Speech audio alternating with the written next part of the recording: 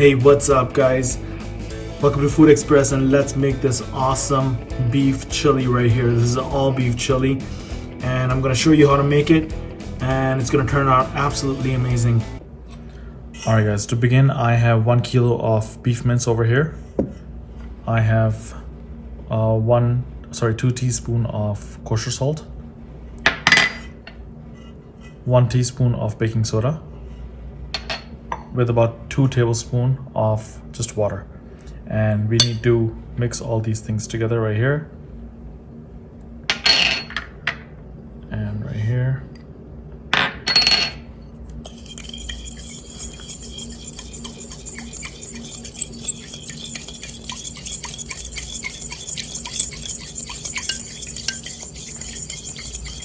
So once you mix everything right here, put this mix in the beef and use a fork to mix it around. Don't use a paddle, use a fork, use anything that will allow for you to mix it properly. And what this will do is help your beef brown more evenly without releasing too much water. So let's do that.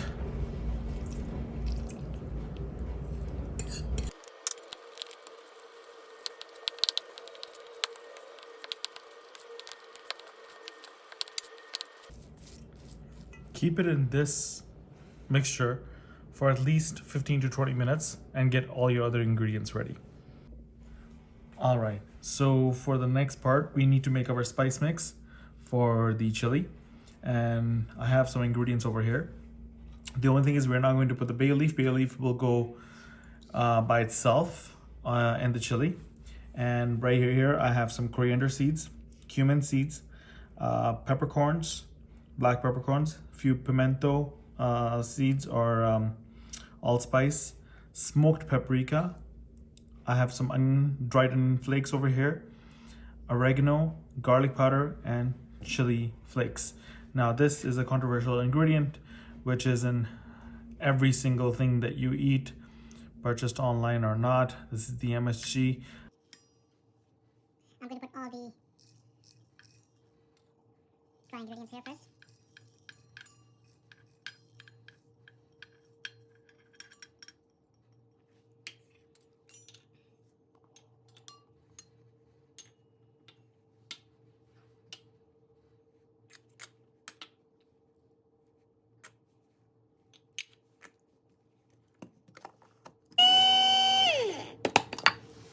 So we have our mixture that's ready.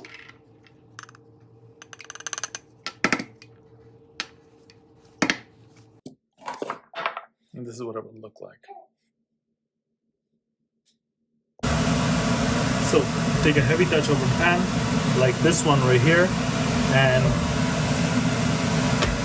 let's add some oil to it. It's about a couple of tablespoons of oil. Once the oil is hot, add all your beef.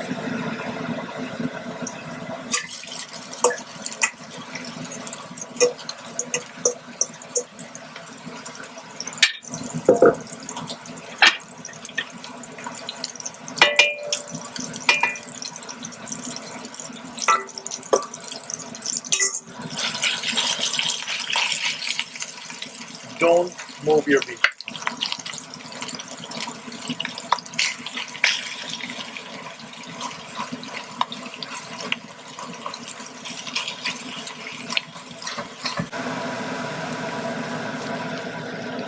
When your beef is browned enough like this, at this particular point, it will start sticking to the bottom right here. You can go a little bit longer, or at this particular moment, let's add all of our onions.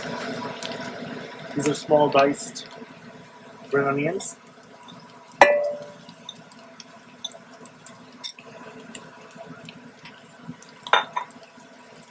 Garlic cloves.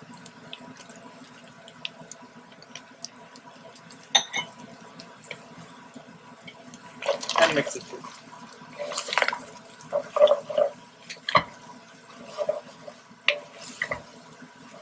Let the onions break down in there as well.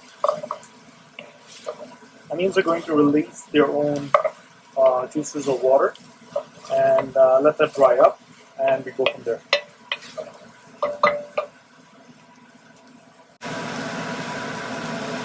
When the onions become translucent like this, and everything is still starting to get stuck to the pan right here, which is perfectly good, and that's what we want. Let's add in our tomato paste.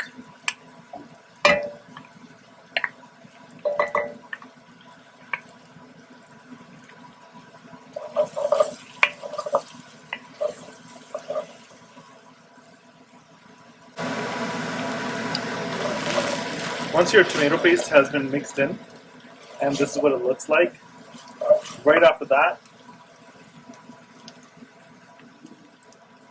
all the spices that we grinded, we're going to add those, all of them. Mix those in. Let the spices toast. The fat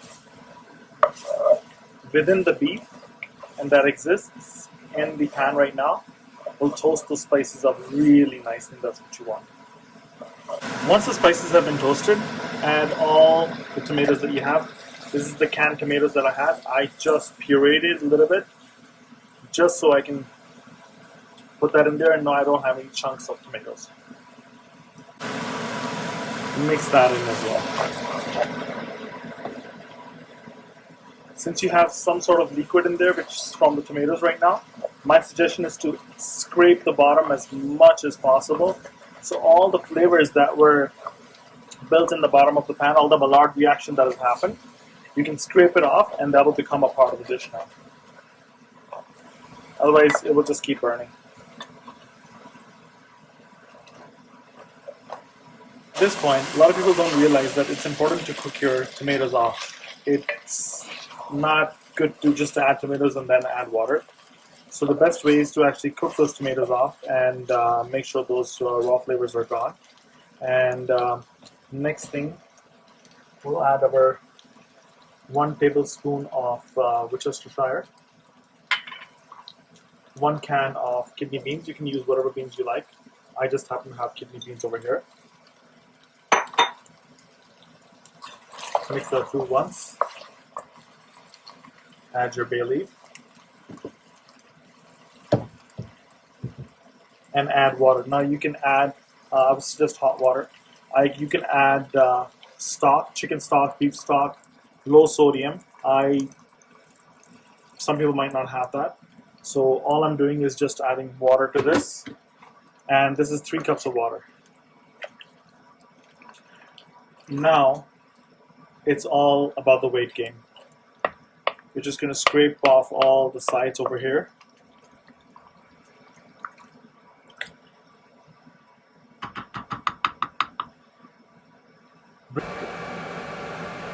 Alright, so it's been about an hour and a half or so. Let's check the chili. As you can see, really nice. It's thickened quite a lot. Check if your meat is tender. Mine is very tender at this moment, and I absolutely love it just the way it is. We're just gonna ladle some out, and let's do that right now.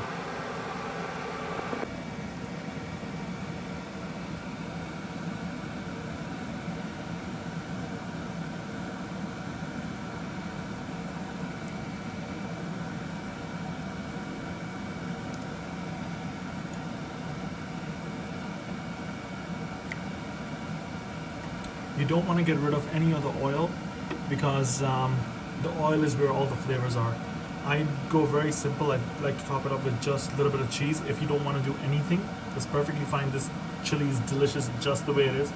You can serve it with some cheddar, some jalapenos on top, fresh, or some corn tortillas or something. And that's all I'm doing right here. And that's more than enough for me.